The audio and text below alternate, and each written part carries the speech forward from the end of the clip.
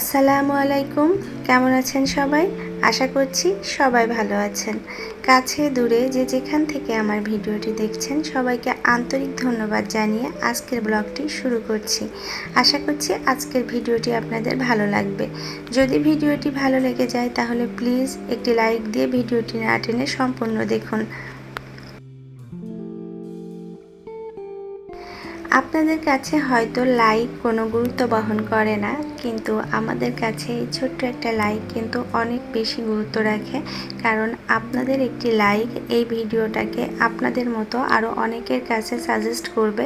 এই কারণে প্লিজ যারা যারা ভিডিওটি দেখবেন তারা প্লিজ একটি লাইক দিয়ে দিবেন।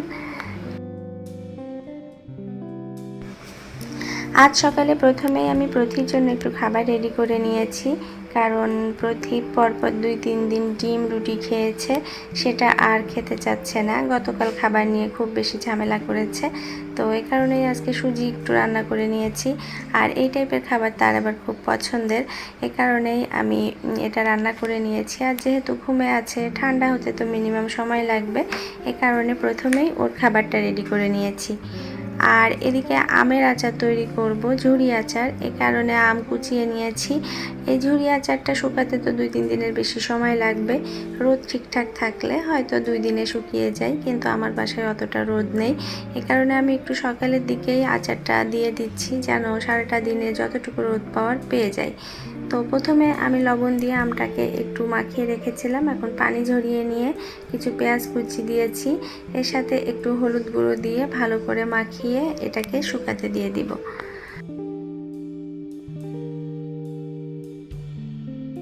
আমের সিজনে এই আচারটা বানাতে না পারলে আমার খুব খারাপ লাগে, কারণ হচ্ছে এই আচারটা আমার অনেক বেশি পছন্দের। আমি যদি অন্য কোনো আচারও বানাতে না পারি, তারপরেও আমি এই আচারটা বানানোর চেষ্টা করি।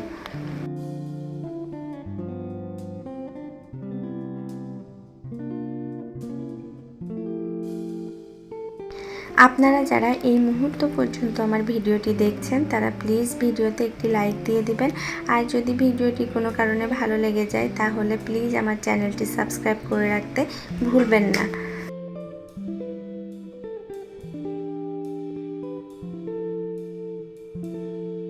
আমার বেডরুমে যে জানালাটা আছে সেটা দক্ষিণমুখী, আর সেটা দিয়ে পর্যাপ্ত আলো বাতাস রোদ সবই আসে, এ কারণে এখানেই আমি আচারটা শুকাতে দিয়েছি, হয়তো শুকিয়ে যাবে 2 দিনের মধ্যে।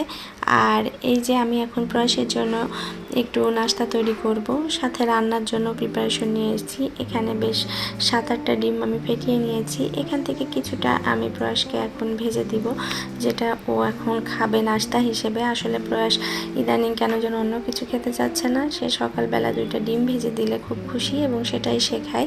তো কোনো দিন আমি একটু ওটস দিয়েও দিই, আবার কোনো দিন খালিও দিই। তো আজকে যেহেতু আমি রান্নাও করব ডিম, এই কারণে সব কিছু একসাথেই ফেটিয়ে নিয়েছি। আর এখানে আমি একটু পেঁয়াজ কুচি আর গোলমরিচ গুঁড়া লবণ দিয়ে ডিমগুলোকে ফেটিয়ে নিয়েছি। তো প্রথমে প্রয়াসের জন্য নাস্তা তৈরি করে দিচ্ছি। এখানে 2টার পরিমাণ ডিম আমি ভেজে ওকে এখন নাস্তাটা দিয়ে দিব।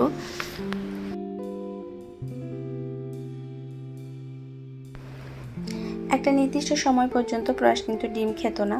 আমি খুব করে চাইতাম যে ও যদি একটু ডিম খেত তাহলে আমার জন্য একটু সুবিধা হতো, কারণ অনেক সময় আছে না যে শরীর খারাপ লাগছে, ভালো লাগছে না, তখন কিন্তু মনে হতো যে বাচ্চাকে একটু ডিম ভেজে ভাত খেয়ে দিতে পারলে নিজে না খেলেও শান্তি, চুপচাপ একটু শুয়ে থাকা যায় বা রেস্ট করা যায়, কিন্তু তা আর হতো না। তো ইদানিং দেখছি একটু খাচ্ছে। আর বাকি ডিমগুলো আমি এখন ভেজে নিলাম, এখন একটু রান্না করে নিব, খুবই ফাঁকিবাজি শর্টকাট রান্না। আর যেহেতু আমার ঘরে একটু কাজ আছে আর আমি রান্নাটাও দুপুরে করে নিচ্ছি, কারণ টুকিটাকি কাজ আছে সেগুলো আগে সারবো, তারপরে অন্য কাজ। তো রান্নায় বেশি সময় দিতে গেলে দেখা যাচ্ছে যে আমি আর কাজগুলো করতে পারি না, এর মাঝে আবার প্রথি উঠবে, প্রথিকে খাওয়াতে হবে, সব কিছু মিলায়ে অনেক দেরি হয়ে যাবে। আর প্রথিকে খাওয়াতে নিলে তো হয়েছে এই কাজ, প্রায় 1 ঘন্টার বেশি সময় লেগে যায় আমার খাওয়াতেই আসলে অনেক সময়।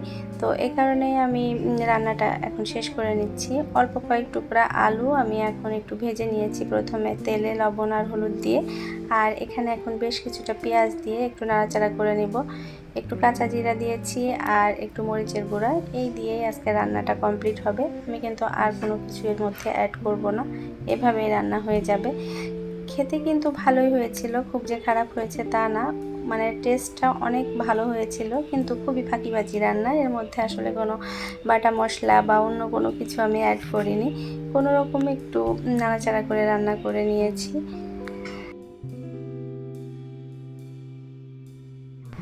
দেখা যাচ্ছে যে অন্যান্য দিন অনেক মশলা বা ভালো করে কষিয়ে টষিয়ে রান্না করি, তারপরেও কিন্তু এতটা টেস্ট আসে না।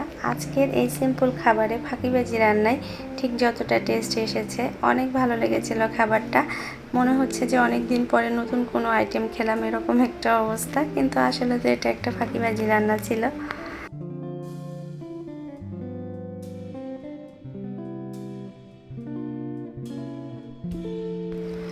রান্নাটা প্রায় শেষ হয়ে গিয়েছে।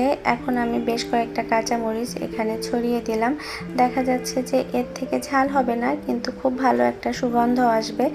আর এখন নামানোর আগে একটু ভাজা জিরার গুঁড়া দিয়ে দিচ্ছি। আর ঝোলটা আমি এ পর্যায়ে নামিয়ে নিব, কারণ আলু আছে তো, বাকি ঝোলটুকু আলু টেনে নিবে।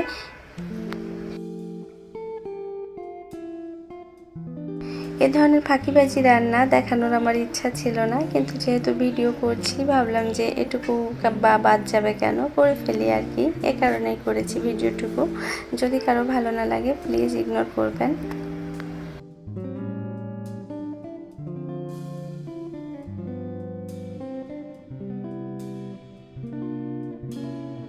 রান্নাবান্না শেষ করে আমি এখন রান্নাঘর থেকে বেরিয়ে যাচ্ছি। আর এই যে 9:40 বাজে এখন।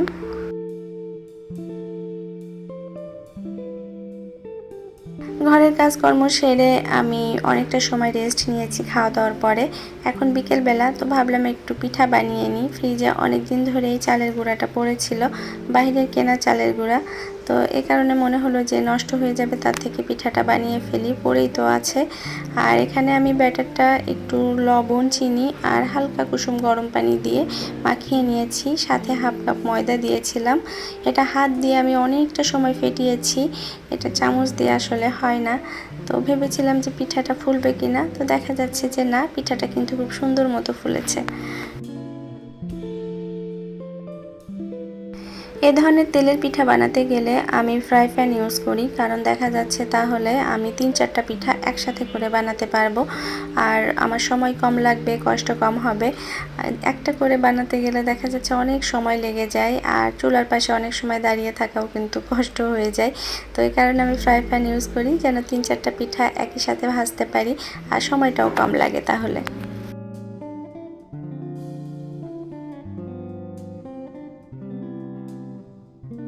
নর্মালি কিন্তু কেনা চালের গুঁড়ার পিঠা ফুলে না, এমন আমার অনেকবার হয়েছে যে আমি পিঠা ফুলাতে পারিনি, সমস্ত কিছু চিমটি মেরে গিয়েছে। কিন্তু এবার দেখলাম যে না, খুব সুন্দর মতো পিঠাগুলো ফুলেছে। তো এমন ফুলেছে, আমি একটা ভেঙে দেখাচ্ছি আপনাদেরকে যে এটা কেমন ফুলেছে। এটা ভাঙার পরে দেখা যাচ্ছে সম্পূর্ণভাবে আলাদা হয়ে দুটো পার্ট হয়ে গিয়েছে। আর দু একটা তো ঘাটতারামি করেছে, ওদের নিয়ে আর কোনো কথা নেই। এটা আমাদের সন্ধ্যার নাস্তা, আমরা এখন এটা দিয়ে নাস্তা করব। আর আপনাদের কাছ থেকে এখন আমি বিদায় নিয়ে নিচ্ছি। দেখা হবে আপনাদের সাথে নতুন কোনো দিন, নতুন কোনো ভিডিও নিয়ে। ততক্ষণ পর্যন্ত আপনারা সবাই ভালো থাকুন, সুস্থ থাকুন। আসসালামু আলাইকুম।